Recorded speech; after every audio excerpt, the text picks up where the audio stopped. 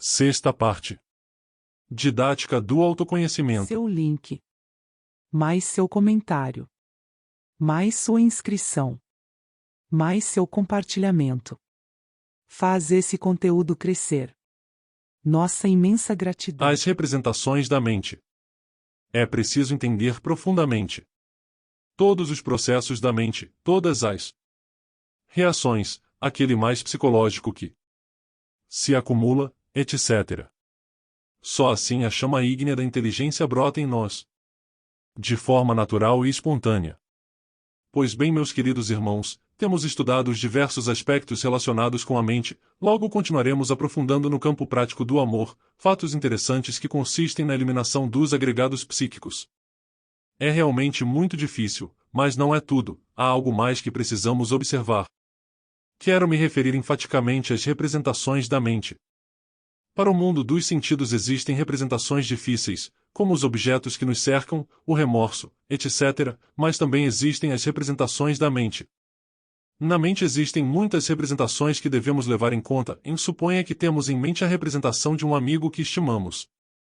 Alguém muito importante nos fala contra aquele amigo, levanta-se todo tipo de fofoca, calúnia, etc. Nós ouvimos todas essas fofocas. Então a imagem que temos do nosso amigo, a representação, fica de fato alterada. Já não vemos nele o sujeito amigo que antes víamos cheio de harmonia, etc., mas esta imagem adquire no nosso entendimento a figura que os outros lhe deram, possivelmente a do bandido, a do ladrão, a do falso amigo, etc., etc. À noite pode acontecer que sonhemos com aquele amigo.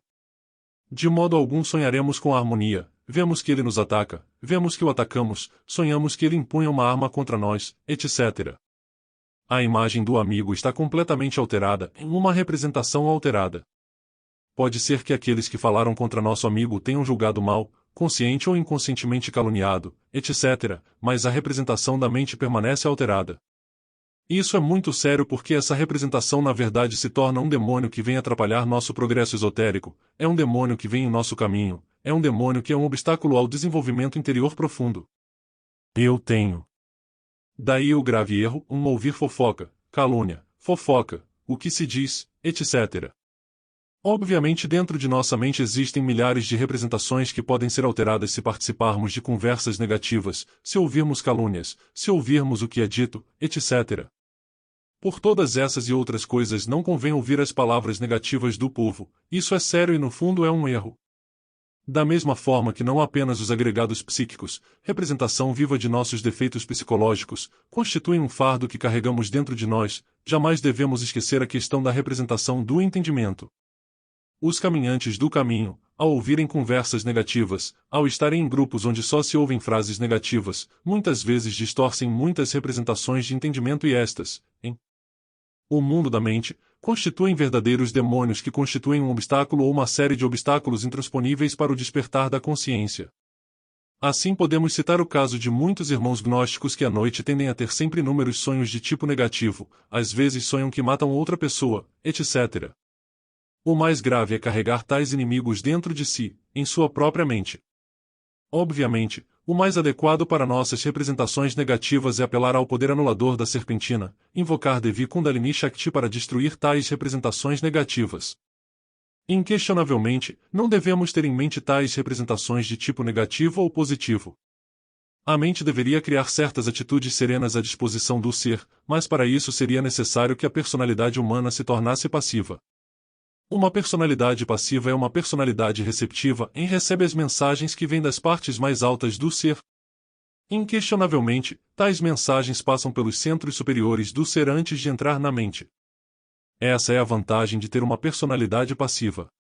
Este, infelizmente, é controlado por elementos muito pesados ou agregados muito difíceis relacionados ao mundo das 96 leis, isto é, a região do Tártaro. A personalidade das pessoas é ativa porque é controlada pelos agregados de ódio, orgulho, inveja e luxúria aterrorizante. Na verdade, não passamos de vermes miseráveis na lama da terra. Se conseguirmos eliminar de nossa psique esses elementos psicológicos pesados, nossa personalidade humana se torna fácil e a mente se torna receptiva às mensagens que descem das partes mais altas do ser através dos centros superiores de nossa psique. Agora vocês estão entendendo, meus queridos amigos, a necessidade de Eliminar esses elementos gestados que são pesados em si mesmos. Com Devi Kundalini Shakti, ou seja, a serpente ígnea de nossos mágicos poderes, podemos realmente eliminar esses elementos pesados. É o triunfo, porque assim podemos receber a mensagem direta que vem das partes mais elevadas do ser. É por isso que eu digo que você tem que trabalhar em si mesmo. Você tem que criar uma mente receptiva, uma mente que nunca projeta, que sempre recebe ao invés de projetar.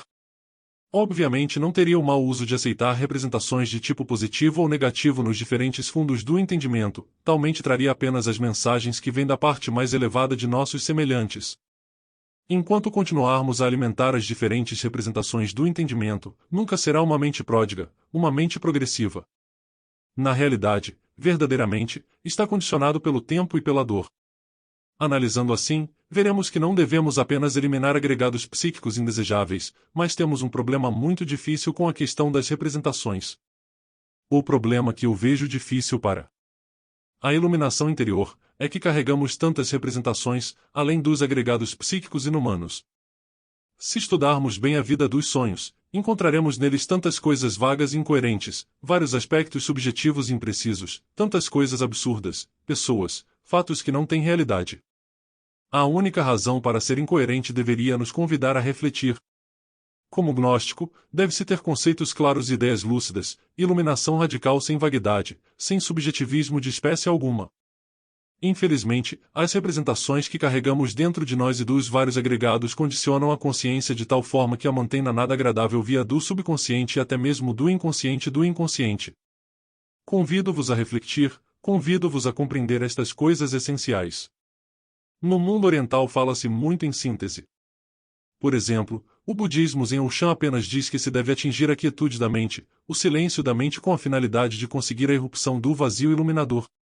Dizem-nos que no Satori existe a verdadeira felicidade. Deve-se alcançar na sala de meditação a quietude da mente dentro, fora no centro. Dizem-nos que a mente deve permanecer como uma parede absolutamente imóvel. Bem, percebi que no salão de meditação japonês é difícil conseguir o Satori.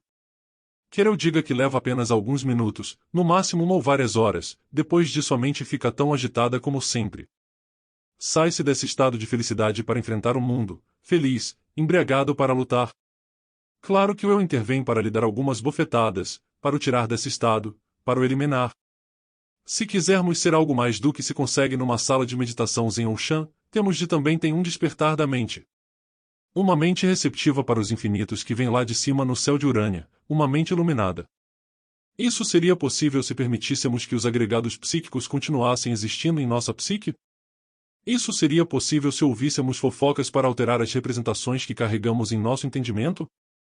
Seria possível, digo a mim mesmo e compartilho com vocês pensando em voz alta, se continuássemos a priorizar as representações positivas ou negativas. H.P. Blavatsky tem uma frase, a voz do silêncio, que eu gostei. Diz, antes que a chama dourada possa arder com luz serena, a lâmpada deve ser bem cuidada, abrigada de todo o vento, os pensamentos terrenos devem cair mortos à porta do templo. Essa frase de H.P. Blavatsky em sua maravilhosa obra intitulada A Voz do Silêncio é portentosa, é maravilhosa. Só assim, digo, seria possível a mente permanecer verdadeiramente quieta e silenciosa por dentro, por fora e por dentro, não por um momento ou dentro de uma sala de meditação, mas continuamente. Quando se segue estudando as diversas dobras da mente, compreende-se também que a quietude e o silêncio total do entendimento não são possíveis enquanto a mente estiver ocupada pelos agregados psíquicos e pelas representações. Pode-se objetar dizendo que existem representações louváveis, claras e magníficas. Isso deveria ser aceitável, mas não é. Nós, o total, devemos ser o ser. Por que temos que ter em mente coisas que não são do ser? Não vejo por que temos que carregar intrusos em nossas mentes. Compreendi que só o ser deve estar na mente, que a mente deve tornar-se um templo onde oficia o ser e nada mais senão o ser, isso é tudo. Mas enquanto esse templo estiver cheio de elementos estranhos, coisas, jogos, vitrines gigantes, representações, agregados, pode-se dizer que há um sono profundo na consciência, é inconsciência. O homem é conhecido por seus sonhos, disse Platão em seu livro. No dia em que paramos de sonhar, as baratas que carregamos em nosso cérebro se transformam em fogo. Que todas essas inconsistências absurdas não existem, que todos esses estados mórbidos, vagos, imprecisos, insípidos, inodoros não têm existência de espécie alguma. Feliz o dia em que deixarmos de sonhar, em que deixarmos de sonhar. Quando um homem para de sonhar, ele conseguiu.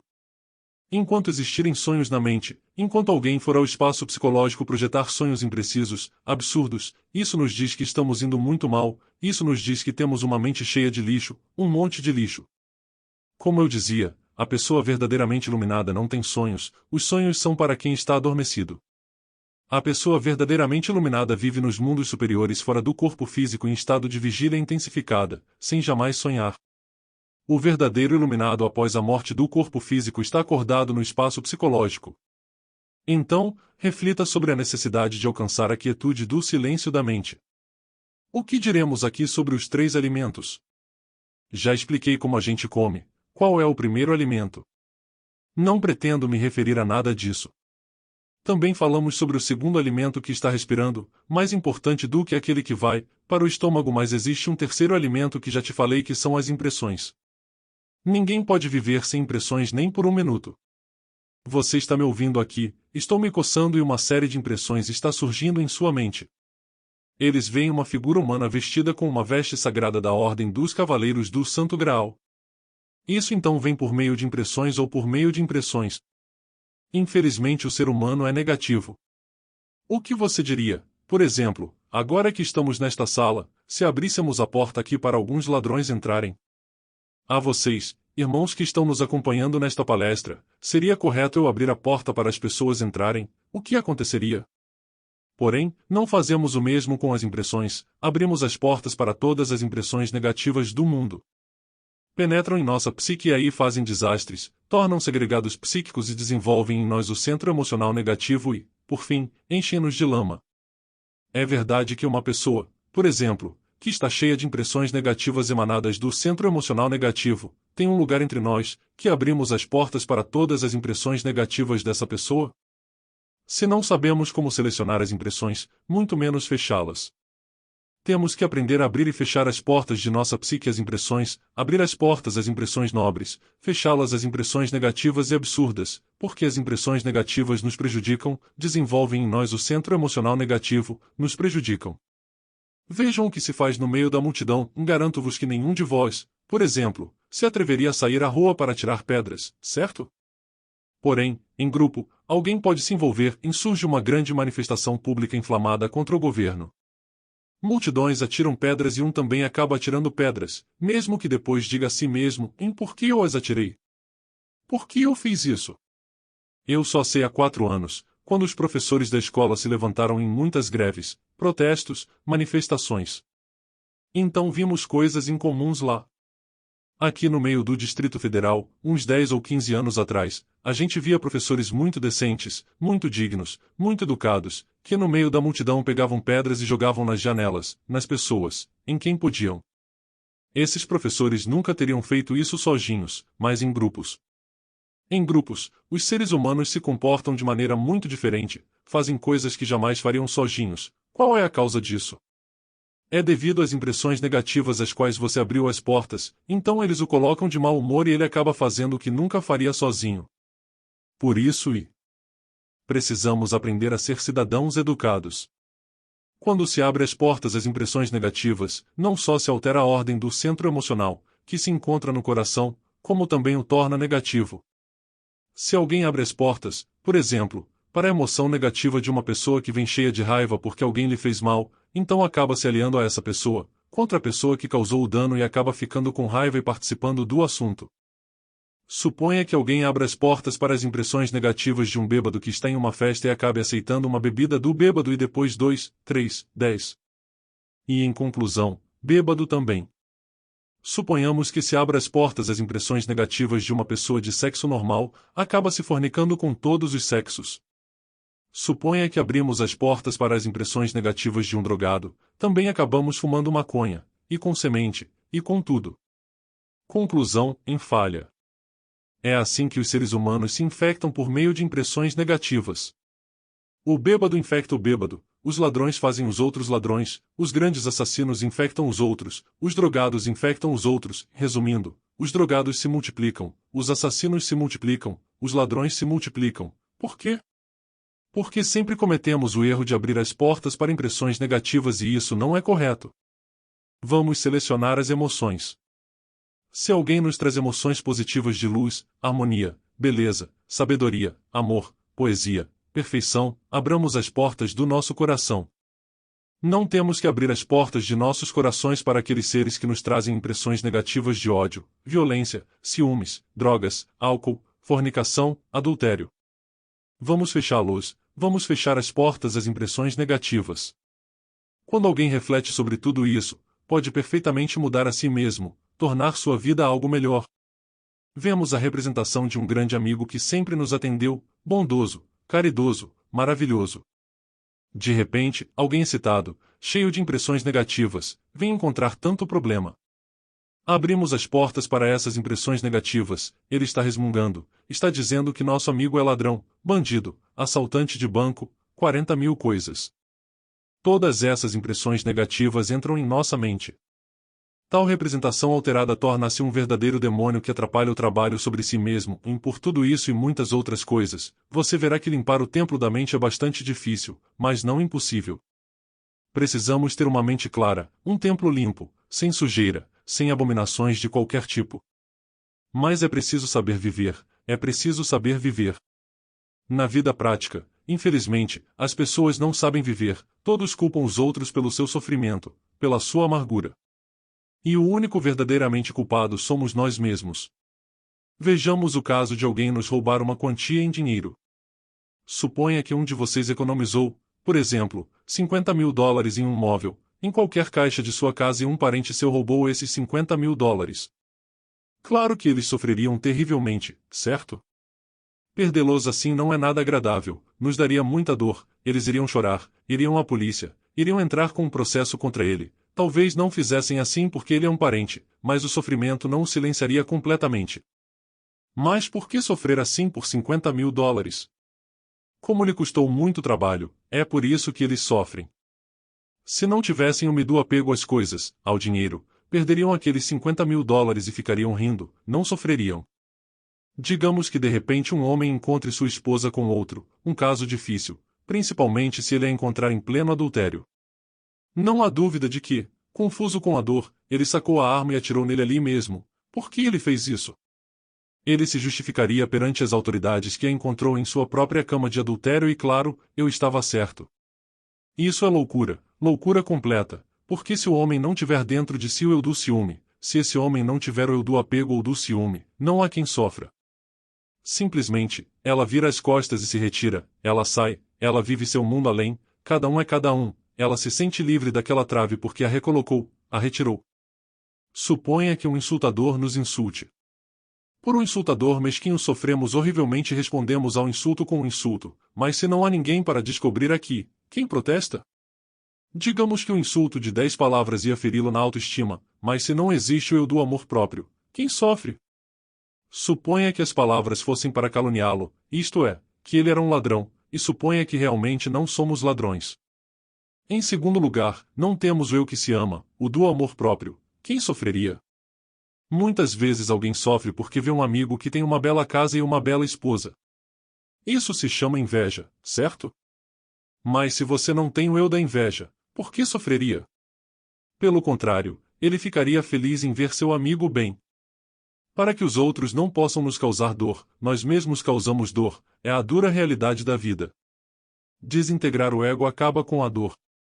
A raiz da dor está no ego e quando o ego acaba, só a beleza permanece em nós. Essa beleza se transforma no que se chama amor e felicidade. Então, quando a mente atinge essas alturas, ela fica quieta, em silêncio, não é mais uma mente que projeta, não é mais uma mente que se ofende, não é mais uma mente que reage à toa.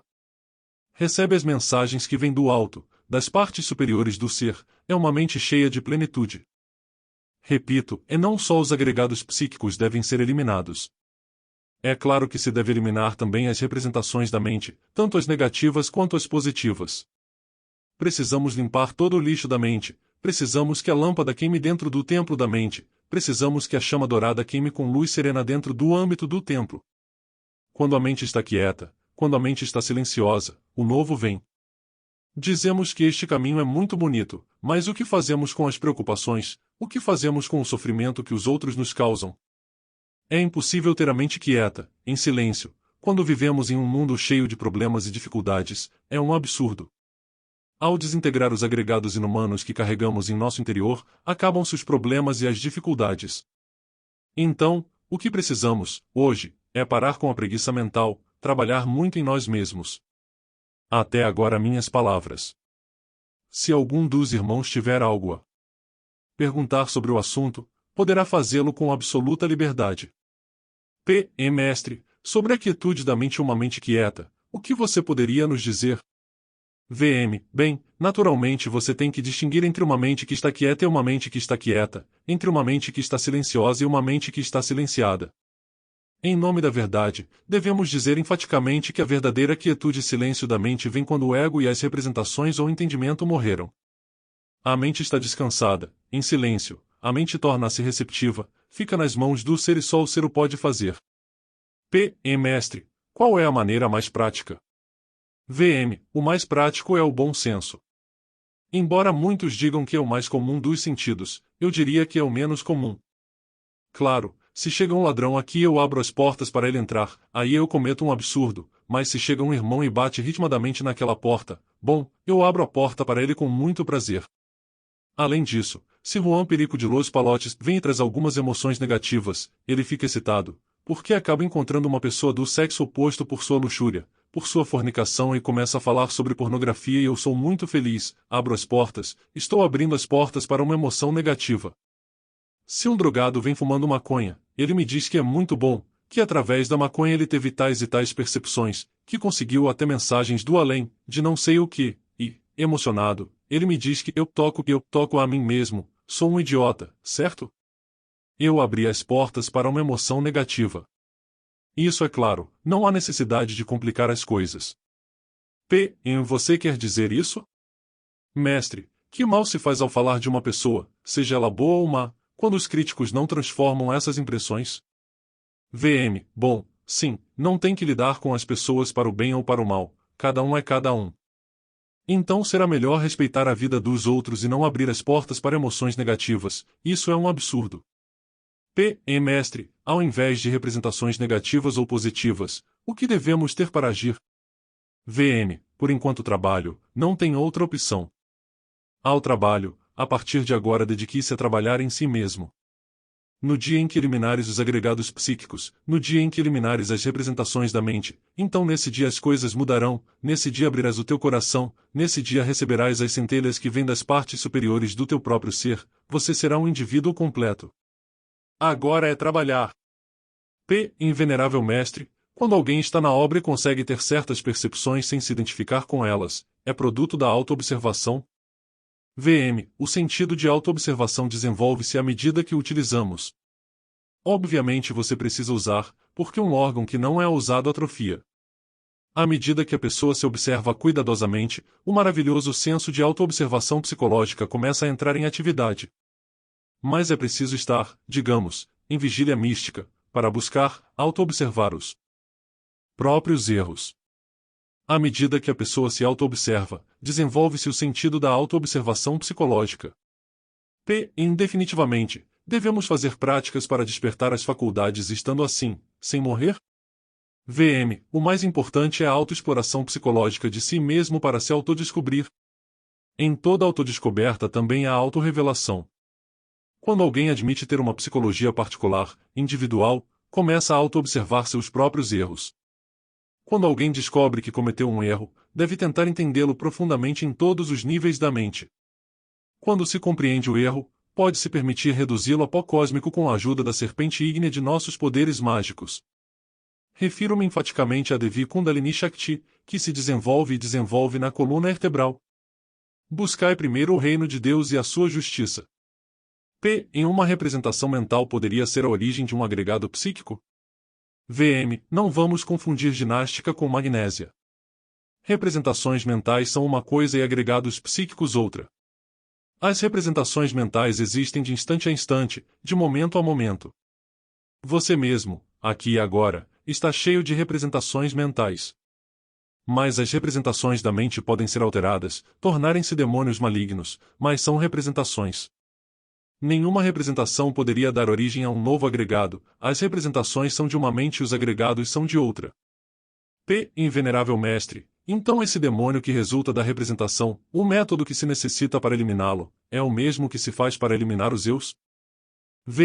Obviamente que sim.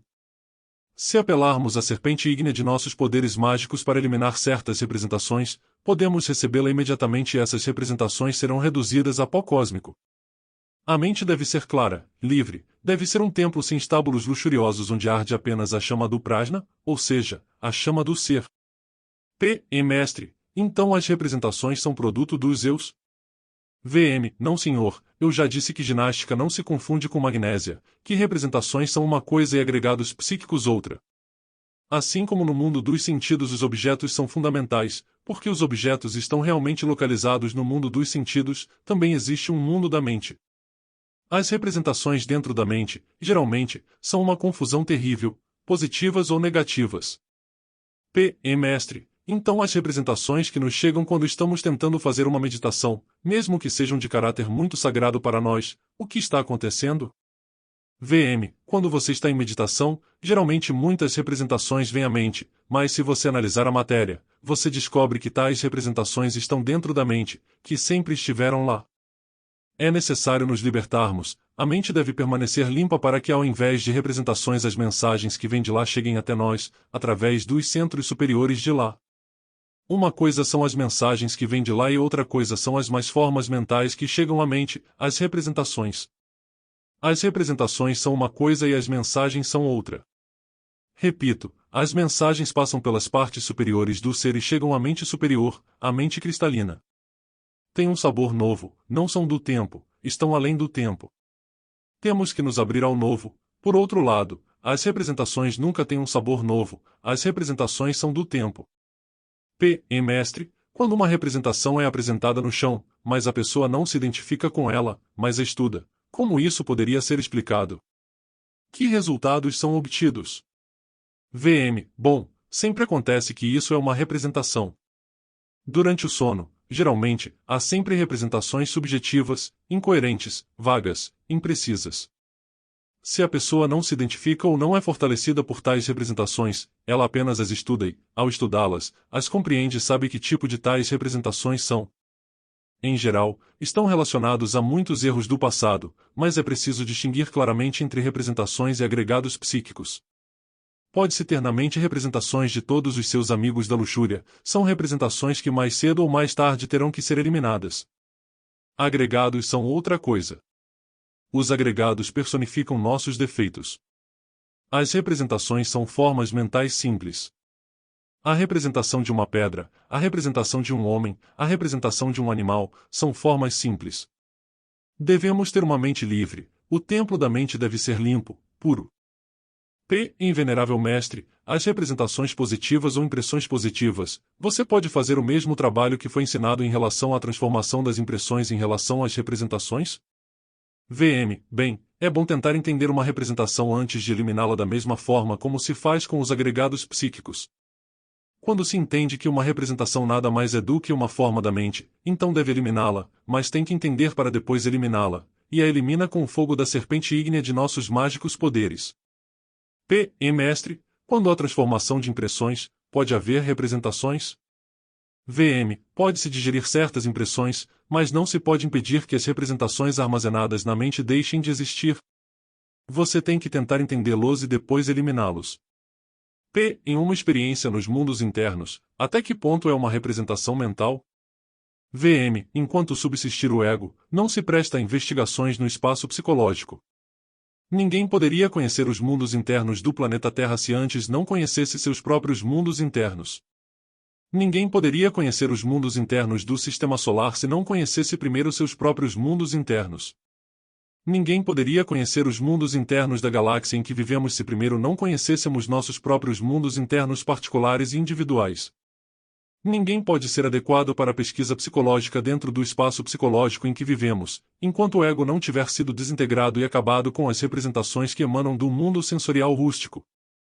As pessoas precisam, antes de tudo, aumentar a porcentagem de consciência para se tornarem verdadeiros pesquisadores adequados do espaço psicológico.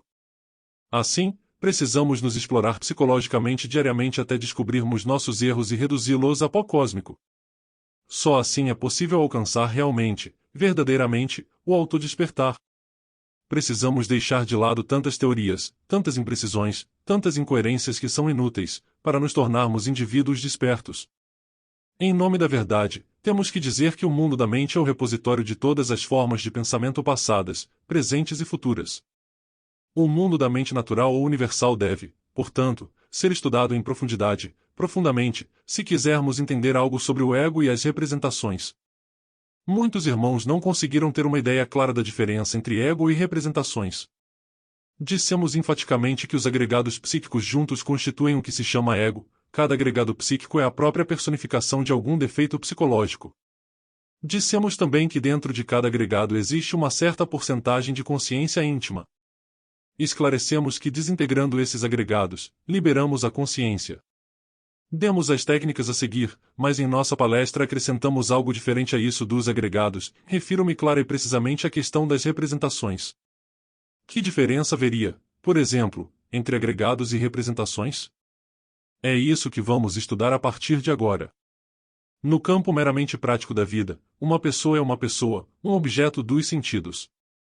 A representação mental ou imagem mental que temos da pessoa é outra coisa, mas é algo semelhante à diferença que existe entre uma pessoa e a sua fotografia.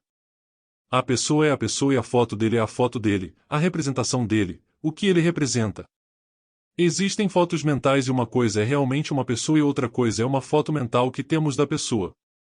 A foto mental torna-se a representação da pessoa. Os agregados psíquicos constituem o ego, mas as representações percebem os objetos dos sentidos no mundo dos sentidos. Assim também é verdade que existem as representações da mente. Nos mundos esotéricos, nos mundos internos, no mundo da mente, a fraternidade universal branca chama tais representações de efígies. Há milhões deles. Vou citar um caso de formação de efígies ou representações. Há muitos anos, eu ainda tinha o péssimo hábito de ir ao cinema. Há uns 20 anos, em um dia qualquer, assisti a um filme com um sabor bastante lascivo, apareceu um casal, etc. Eu vi o filme e esqueci, não pensei mais nisso, no filme. Mas no mundo da mente as coisas mudaram. Nessa região encontrei-me em corpo mental dentro de um elegante quarto, eu estava sentada ao lado de uma mesa e na minha frente estava também uma senhora muito elegante. Era a mesma que eu tinha visto no filme, as mesmas feições, o mesmo andar, falar, etc. Obviamente eu estava diante de uma representação daquela figura na tela que havia sido depositada em meu corpo mental, um objeto, digamos, de tipo amoroso com aquela senhora mental que não passava de uma representação. Obviamente houve um erro muito grave, eu havia criado aquela representação, aquela efígie. Obviamente eu estava diante de uma representação daquela figura na tela que havia sido depositada em meu corpo mental, um objeto, digamos, de tipo amoroso com aquela senhora mental que não passava de uma representação. Obviamente houve um erro muito grave, eu havia criado aquela representação, aquela efígie.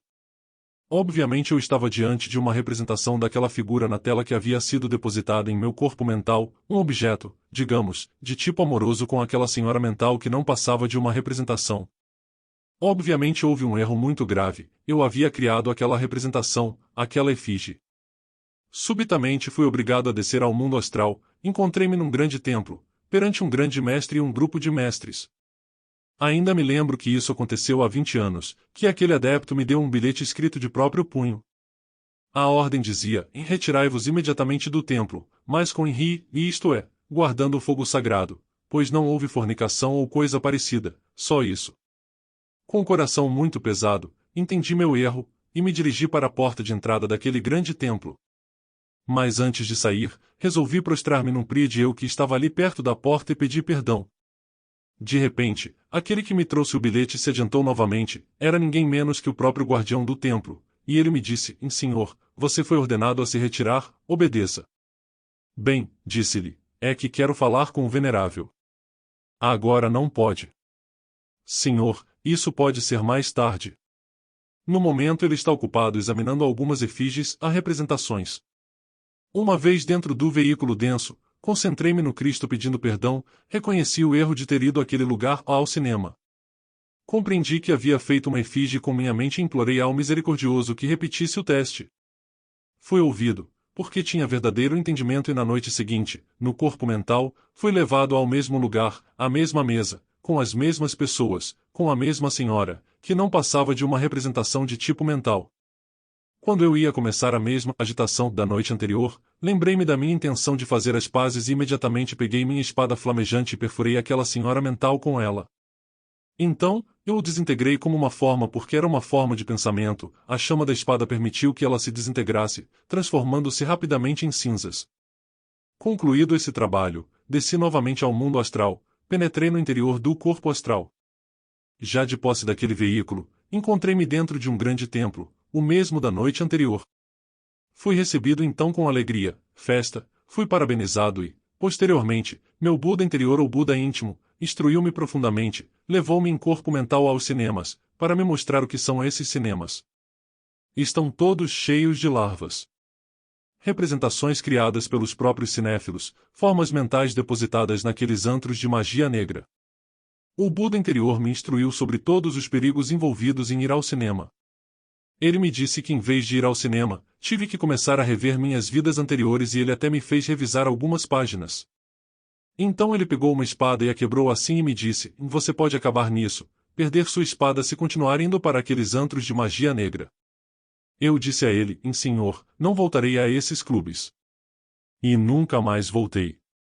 Assim, muitos anos se passaram sem nunca mais voltar.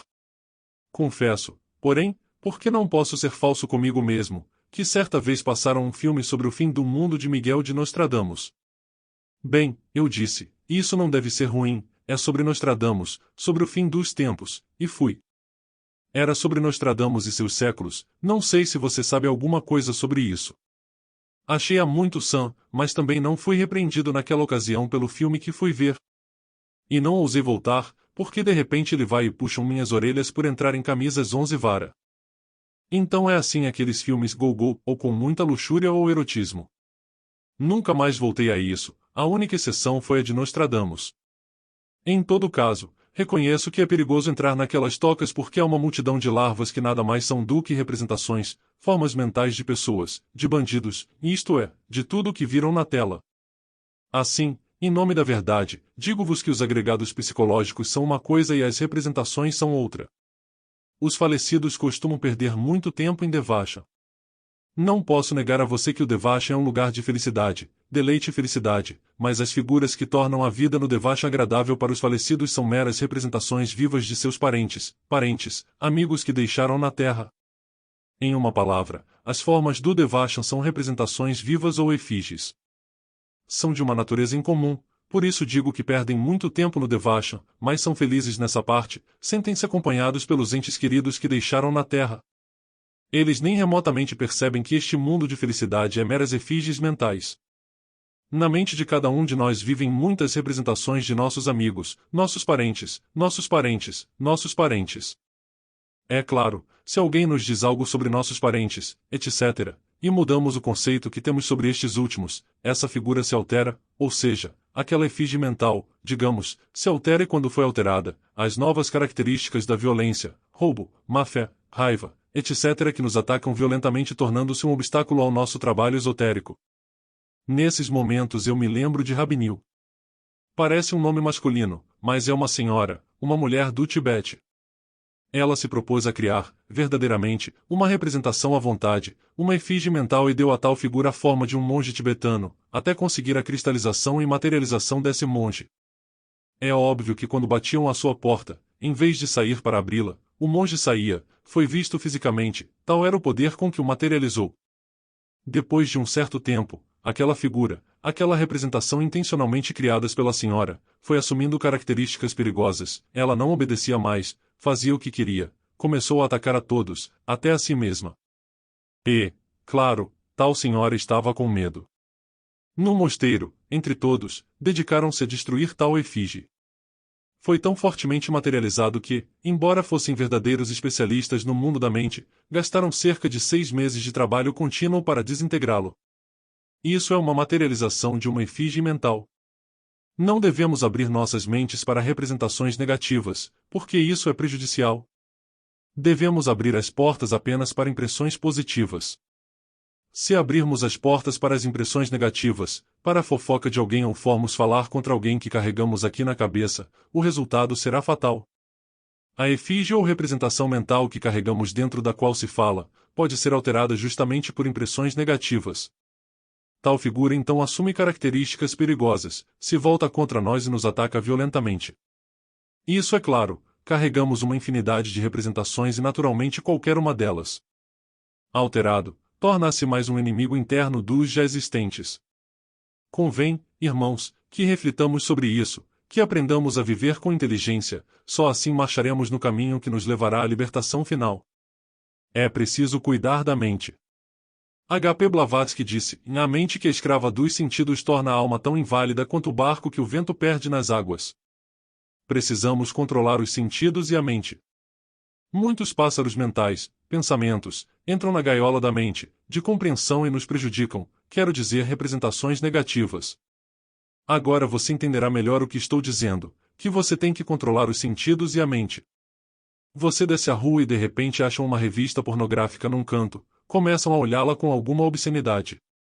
O resultado é uma nova criação, uma representação mental. Esta nova representação é um pássaro de mau agouro na gaiola da mente, para causar danos e fortalecer as emoções negativas e a luxúria.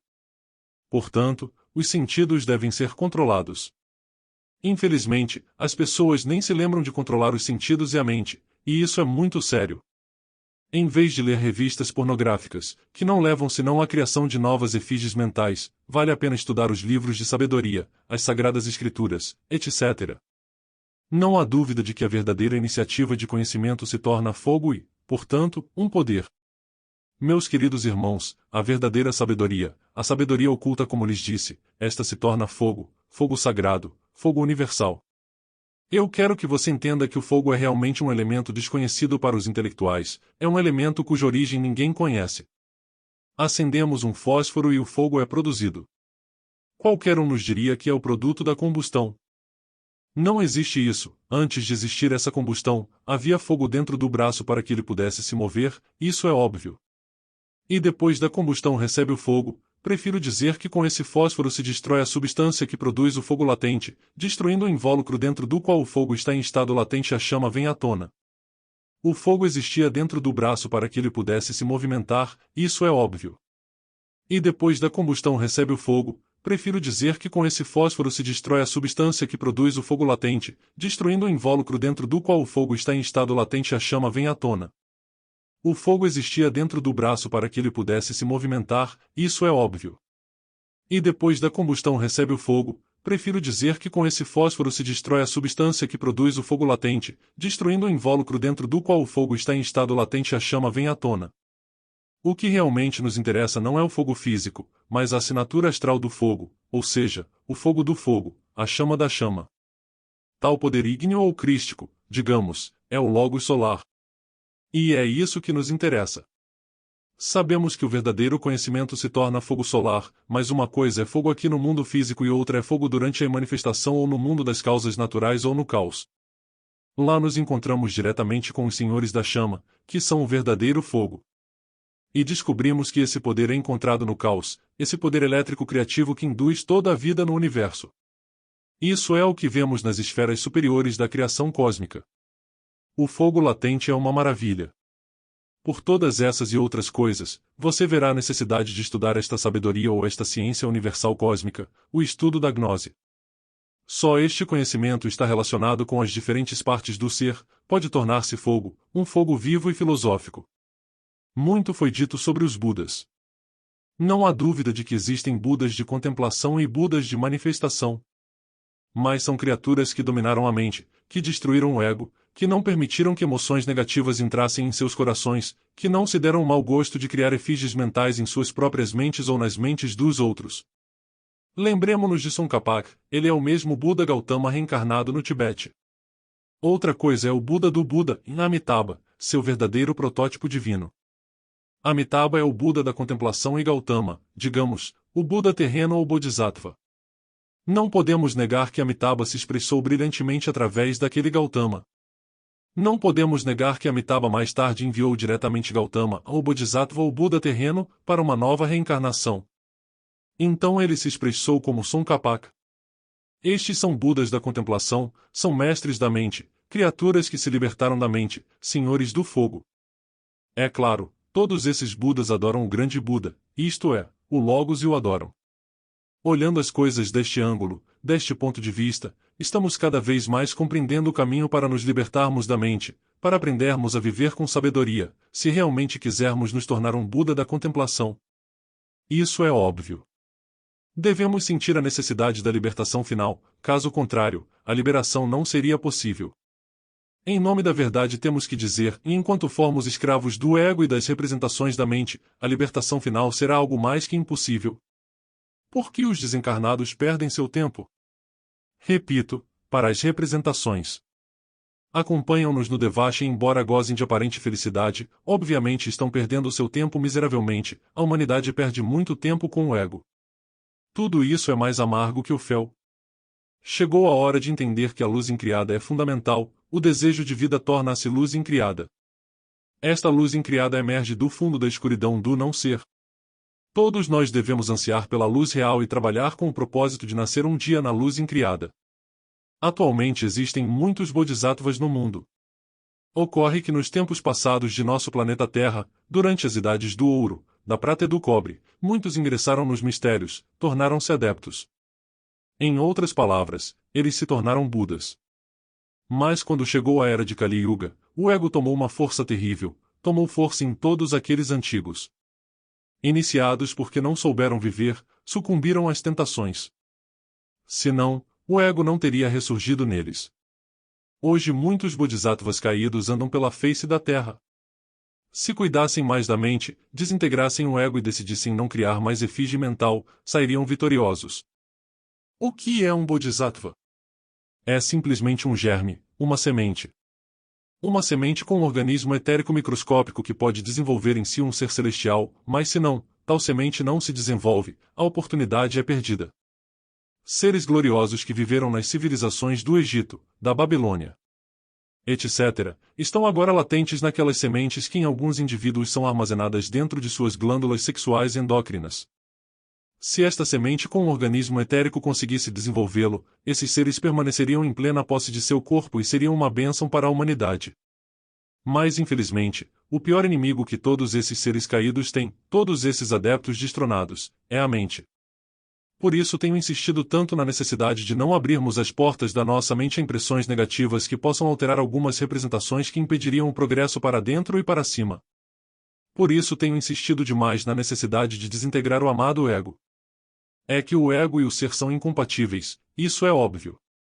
Bem, espero que você tenha conseguido entender o que são representações mentais ou efígies no mundo da mente. Antes de terminar esta palestra, dou liberdade de expressão para que aqueles que não entenderam façam perguntas e possam fazê-lo, como já disse, com confiança. As efígies voltam com o ego ou se desintegram com a personalidade? VM, os marcadores podem ser mantidos por algum tempo até enfraquecerem gradativamente. Às vezes eles retornam, não sempre, e gradualmente enfraquecem. Quando se perde o interesse por esta ou aquela efígie ou representações, elas não podem mais ser alimentadas e se dissolvem. Mestre, faz-se representações boas e mais, as representações boas formam efígies? VM, claro que tem bons.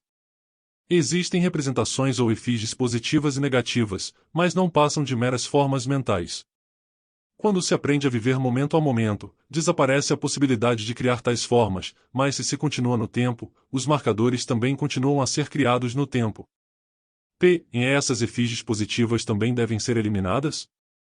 VM, ambos são apenas figuras fugazes e vãs que não têm realidade verdadeira e por isso é melhor desintegrá-los.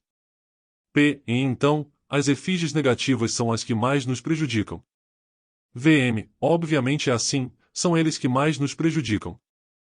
Pode acontecer que uma efígie positiva, digamos de um amigo, tenha sido adulterada por ter escutado, por exemplo, fofocas sobre ele. Então, uma vez alterada esta efígie, ela assume a nova forma que lhe damos, e claro, torna-se um inimigo interno que nos ataca e pode nos levar ao fracasso. A diferença entre a representação e o ego é que o ego tem uma porção de essência engarrafada e a representação não? VM, é verdade, na representação não há essência engarrafada. P. Invenerável mestre, é a vaidade de se acreditar uma boa representação gnóstica? VM, bem, isso já muda as coisas. Se alguém tem a vaidade de se acreditar um bom gnóstico, isso já se deve ao eu da vaidade, não há efígie, não há representação. Ela apenas se sente a mãe dos filhotes e o pai do Tarzan, só isso. P. Estamos assimilando o método para eliminar o ego diariamente na prática, mas para eliminar as efígies, que método é necessário? VM, bem, como é em cima, é embaixo, por meio das armas flamejantes de Vulcano, podemos desintegrar um ego que é tão pesado, regido por 96 leis, algumas, são 48, 24, 12, também egos de 96 por 1, por 2, por 3, por 4, por 5, por 6, por 7, por 8, por 9. E ainda os desintegramos através do intenso trabalho da Forja dos Ciclopes, na Forja Acesa de Vulcano. Quanto mais uma representação. Para desintegrá-lo não é preciso tanto esforço, um pouco de atenção e um único trabalho que você fizer na forja seria suficiente para desintegrar uma efígie. P. O que fazemos com essas efígies que temos desde a infância? VM, bem, parece que você está confundindo as fitas teleogenoras com as representações. E se for a representação de um filme que você viu na infância, o procedimento é o mesmo usado para desintegrar o ego, não dá tanto trabalho conseguir desintegrar uma representação. P. Como consequência do que se formam as representações, pode ser devido ao ego? Devido ao estado em que se encontra nossa mente? VM, bem, aos sentidos, porque é claro que as formas dos sentidos penetram pelos sentidos e aí se depositam na forma de representações. Um Buda é uma criatura que não tem representações, por isso é um Buda, porque não carrega representações na mente, nem positivas nem negativas, por isso é um Buda, é completo, unitotal, iluminado. Ele desenvolveu, digamos, em si mesmo, a luz incriada, ele autorrealizou em si mesmo. P. Invenerável mestre, uma representação positiva pode ajudar uma pessoa a se curar? VM bom, aquela representação que é usada para ela se curar é uma representação positiva, mas depois de ter usado para aquela pessoa se curar, ela deve ser desintegrada, senão fica ali incomodando a mente. P. Invenerável mestre, a representação da mente tem algo a ver com a imaginação mecânica? VM, quando a representação surge mecanicamente, está relacionada com a imaginação mecânica, mas quando surge intencionalmente, é sem dúvida a imaginação consciente que interveio para moldar a representação. P. Podemos fazer representações de outras pessoas, mas podemos realmente criar representações de nós mesmos? VM, pode-se criar quantas representações quiser, assim como a senhora que criou a representação do monge levou 6 meses para desintegrá-la. P. Invenerável mestre, poderia me dar um exemplo de uma representação que poderíamos criar? VM, bem, você imagina que é um super-homem cheio de poder e faz uma representação de si mesmo. Você pode criar representações positivas ou negativas com sua mente. P. Mestre, os íncubos e os subcubos são uma variedade de efígies? VM, bem, dizem que tais íncubos e subcubos são uma variedade de efígies, mas eu iria mais longe. Eu simplesmente penso que esses íncubos e subcubos são agregados psíquicos criados à vontade pelo vício de seu progenitor. Então poderíamos chamá-los de íncubos e agregados subcubos na psique humana, só isso. Eles roubam parte da consciência de seu pai ou pais, portanto não são meras representações. P. Esses agregados incubos e agregados subcubos também requerem uma forma especial de destruição, uma técnica especial? VM, bem, estive refletindo agora e vejo a necessidade de desintegrá-los da mesma forma que qualquer agregado psíquico desintegra, são agregados criados por quem tem tal vício. P. A limpeza nos ajudaria nisso? VM, aqui só vale a lança e um trabalho firme com a Divina Mãe Kundalini na Forja dos Ciclopes. Não adianta limpar, os agregados psíquicos não são eliminados com a limpeza. P. Invenerável mestre, a essência fora do corpo dos afetos, dos desejos, você veria as coisas através das representações de uma forma mais complicada? VM, não, eu os veria dentro de um realismo grosseiro, porque se alguém, por exemplo, dentro do Samadhi, consegue viver naquele mundo Atman, ou naquela região em que o Atman se expressa com toda a sua força, descobre que tudo é alegria ali. Ele vê a natureza como ela é, e como ela era. Uma coisa é ver uma foto de alguma coisa e outra coisa é ver uma foto da natureza como ela é, e outra coisa é ver a fotografia dessa foto da natureza. Neste caso, a fotografia é a representação dessa imagem da natureza. P. Em uma pessoa que morreu em si mesma, embora tenha o veículo físico, uma janela através da qual ela olha para este mundo físico, ela vai ver as coisas como elas são? VN. Como são em si. Devemos distinguir entre coisas e coisas.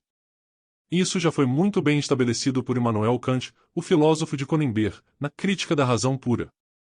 P. Mestre, não transformando impressões, formamos novos agregados psíquicos? E vivendo de acordo com a filosofia da momentaneidade, permitimos que as representações entrem em nossas mentes? VM. Quando se vive de acordo com a filosofia da momentaneidade, é claro que não se faz representações porque se vive de momento a momento, isso é óbvio, de modo que dissolver os agregados psíquicos é melhor do que aprender a viver de momento a momento. Ao eliminar os agregados psíquicos, aprende-se a viver momento a momento. Lembre-se que os agregados psíquicos são o tempo, o me é o tempo, é um livro com muitos volumes, mas se desintegramos o eu, desintegramos o tempo. É claro que aprender a viver de momento a momento se faz aos poucos, à medida que se vão eliminando os agregados psíquicos, ou seja, à medida que se vai eliminando o tempo, como se vai eliminando o ego. Disseram-nos que Geopage é o tirano supremo e é verdade. Geopage é o tempo, e o tempo em nós é o ego. Dissolvido o ego, Geopage foi destruído. Aí o tempo não existe mais, aprendemos a viver assim de segundo em segundo. P. Mestre, você recomendaria uma representação para eliminar o ego? VM. Bem, isso é, digamos, uma contradição. No senso comum, seria como ligar um carro aplicando os freios. Obviamente o carro não funcionaria. A representação para dissolver o ego não funciona, porque para dissolver o ego a única coisa que serve é o trabalho frutífero na forja do Ciclope. P. Mestre, ver as coisas por si mesmo estamos conseguindo na medida em que estamos morrendo, assim ouvimos de ti. Ver o ego em si mesmo, não uma representação do ego, não um ego imaginário inexistente, não, mas tal como é, ou seja, vê-lo com aquela emoção superior, essa é a única maneira de o ego morrer verdadeiramente. A prática da morte do eu torna-se estéril no momento em que não vemos o ego como ele é, mas sim uma representação do ego.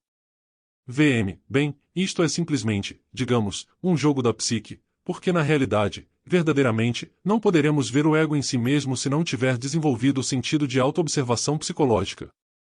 Somente desenvolvendo tal sentido é possível ver o ego. Ver o ego como uma representação seria cair em um círculo vicioso, uma forma de autoengano. Estamos interessados em dissolver o que estamos sentindo, o que está pensando em nós em um determinado momento, o que em um momento está ofendendo o outro, o que está sentindo luxúria em um momento, o que em um instante está queimando a carne de lascívia, é isso que deve ser desintegrado. Precisamos ser práticos. Não se trata de formar representações do ego, mas de auto-observar-nos psicologicamente e desintegrá-lo.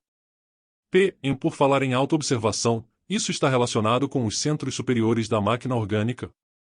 VM. Bem, obviamente os centros superiores da máquina humana são falsificados justamente pela educação recebida.